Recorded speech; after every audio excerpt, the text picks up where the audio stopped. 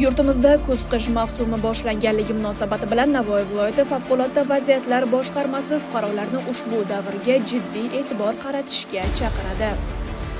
Yoqilg'i mahsulotlari ichida tabiiy gaz anchayin xavfli. Tabiiy gazning to'liq yonmasligi, gaz oqimining bexosdan uzilib qolishi, xonada gaz to'planishi, isitish tizimlariga gazni ulashda xavfsizlik qoidalariga rioya qilmaslik oqibatida portlash, yong'in sodir bo'lishi, shuningdek, is gazdan zaharlanish holatlari bilan bog'liq baxtsiz hodisalar sodir bo'ladi. Keltirib chiqaruvchi sabablardan biri dudburonlar hamda havo so'rg'ichlarining nososligi, nosos isitish pechlari hamda gaz plitalari sabab bo'ladi.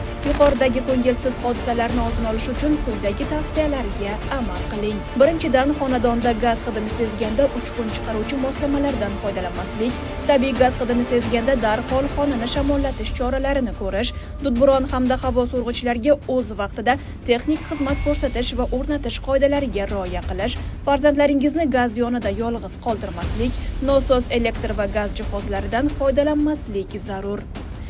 Hurmatli fuqarolar, shuni unutmangki, o'zingiz va yaqinlaringizni xavfsizligini ta'minlash o'z qo'lingizda.